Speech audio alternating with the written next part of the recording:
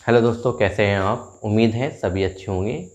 और आज हम देखते हैं लेखांकन का पार्ट फर्स्ट। इसके छोटे जो पार्ट होंगे लेखांकन टॉपिक्स है, ये हमारे सिलेबस में है। और जैसे कि इसमें पहला क्वेश्चन है, पहले क्वेश्चन में क्या बताया, स्वामी और प्रबंध में अंतर है। जो स्वामी है और जो प्रबंध है उसमें अंतर है। ये बात बताती है हमें कौन सी, पृथक अस्तित्व की अवधारणा ये बात बताती है। या क्या, व्यावसायिक अस्तित्व की बात बताती, व्यावसायिक अस्तित्व में की अवधारणा में ये बात बताई जाती है। और ये असिस्टेंट प्रोफेसर 2017 में क्वेश्चन पूछा गया है। और इसमें एक तरह से ये कह सकते हैं, यदि कोई व्यवसायी यदि कोई व्यक्ति व्यापार में कितना है, 50,000 रुपये लगाए किसी ने, और वो उसमें से जो है कितने 5,000 रुपये अपने पर्सनल कार्य के लिए निकाल कर लेगा, और ये कह रहा कि ये मेरा व्यवसाय है, चाहे मैं इसमें पैसा लगाऊं चाहे निकाल लो, वो मेरी मर्जी है या मेरी इच्छा है, तो ये बात उसकी गलत है। उसे जो है ये पैसा वापस जमा करना होगा, और ब्याज सहित वह नहीं निकाल सकता, क्योंकि व्यापार और व्यापार के स्वामी दोनों का अस्तित्व कैसा है, पृथक पृथक है। इसीलिए बोलते हैं हम इसे पृथक अस्तित्व की अवधारणा भी बोल सकते हैं। तो ये क्या है, व्यावसायिक अस्तित्व के कारण हम जो है क्या, स्वामी और प्रबंध दोनों में अंतर है, दोनों अलग अलग हैं। इसके बाद देखते हैं नंबर नेक्स्ट क्वेश्चन। और नंबर नेक्स्ट क्वेश्चन भी पेपर में आया हुआ है। ये असिस्टेंट प्रोफेसर 2017 में क्वेश्चन आया हुआ है। ये कहा कि लेखांकन मानक जारी किया जाता है। जो लेखांकन करने का तरीका है, रीति रिवाज नियम वगैरह है, वे जारी किसके द्वारा किया जाता है, किसके द्वारा बताया जाता है, वे किया जाता है चार्टर्ड लेखाकार संस्थान द्वारा। ये असिस्टेंट 2017 में क्वेश्चन पूछा गया है। इसके बाद देखते हैं नंबर नेक्स्ट क्वेश्चन। और ये क्वेश्चन हमारा इम्पोर्टेंट हो जाता है किसके लिए, यूपी टीजीटी और पीजीटी दोनों के लिए इम्पोर्टेंट है।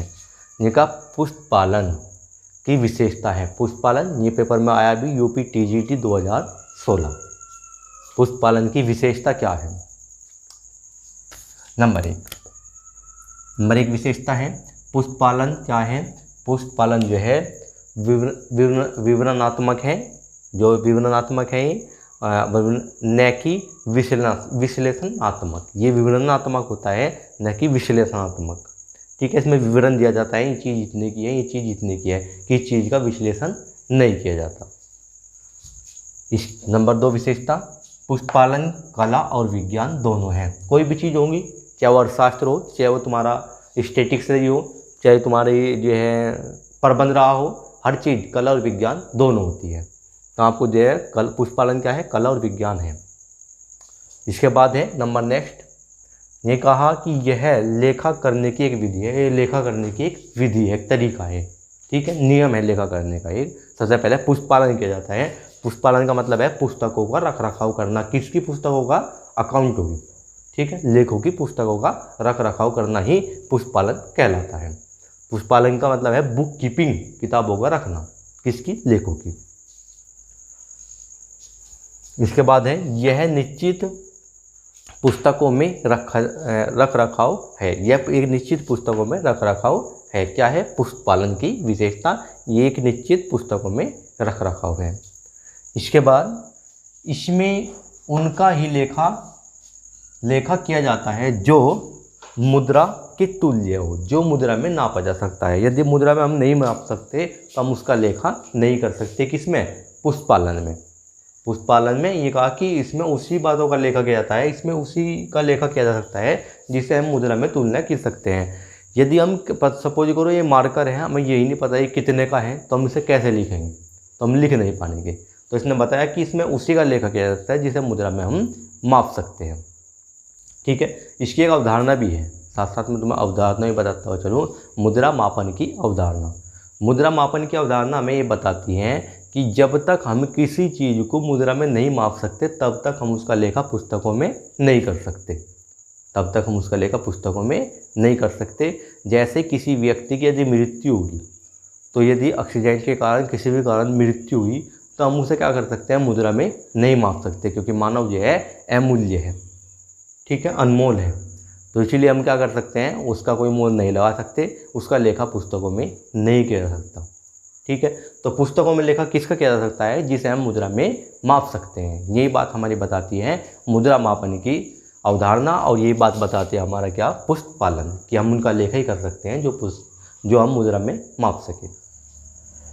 इसके बाद नंबर नेक्स्ट क्वेश्चन, ये क्वेश्चन ये का कर निर्धारण, ये आया है पीजीटी 2016 में पूछा गया क्वेश्चन है।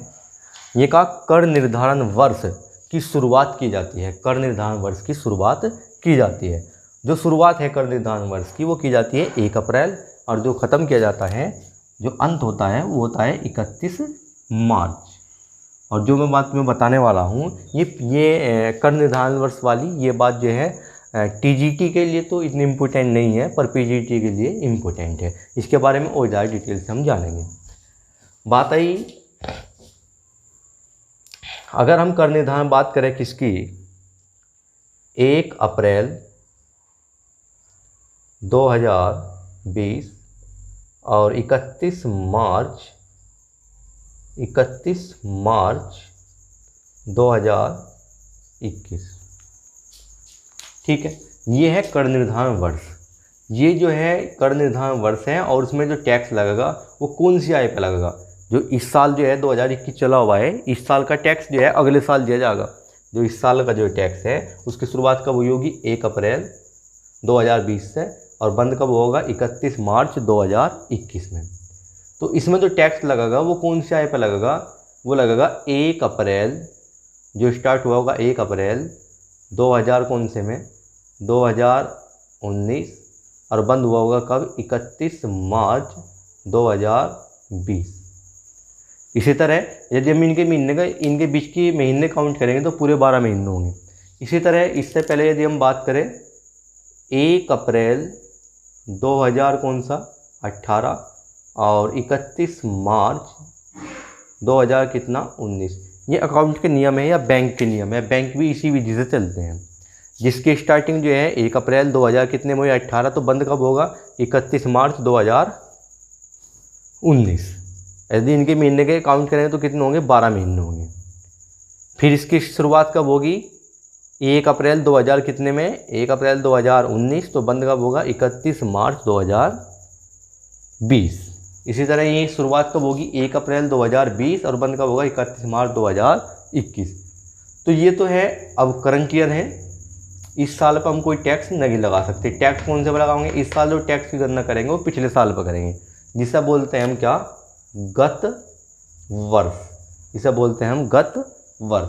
और जो उससे ही पिछले साल है उसे बोल देंगे हम विगत वर्ष। ये बात इंपॉर्टेंट है, विगत वर्ष।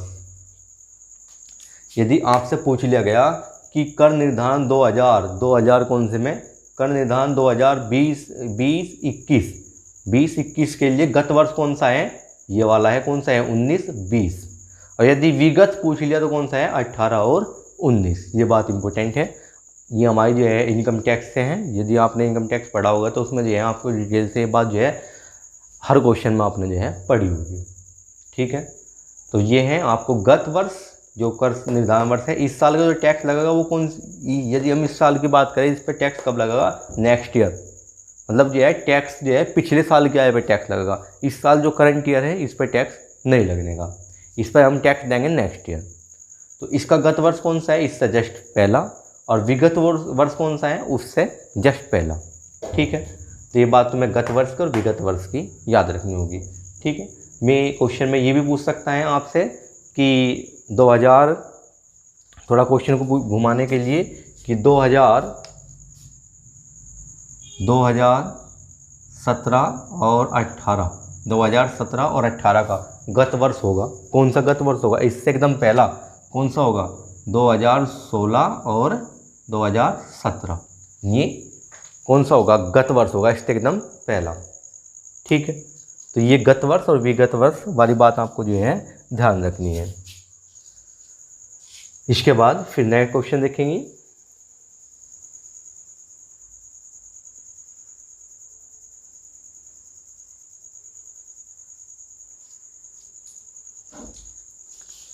निकाल लेखांकन मानक परिषद की स्थापना कब की गई। लेखांकन करना जरूरी है। ये बात कब जो है इसकी शुरुआत की गई कि लेखांकन होना जरूरी है, लेखा होना जरूरी है। ये बात कब जो है लेखांकन मानक परिषद की स्थापना जो हुई थी वो कब हुई थी? ये नेट UCG नेट 2016 में पूछा गया क्वेश्चन है कि ये हुई थी 1977 में, कि जो लेखांकन है, जो लेखे हैं, लेखा जोखा है वो करना अकाउंटों का ज़रूरी है, तो वो हुई थी 1977 में। ठीक है, तो फिर मिलते हैं नेक्स्ट वीडियो में।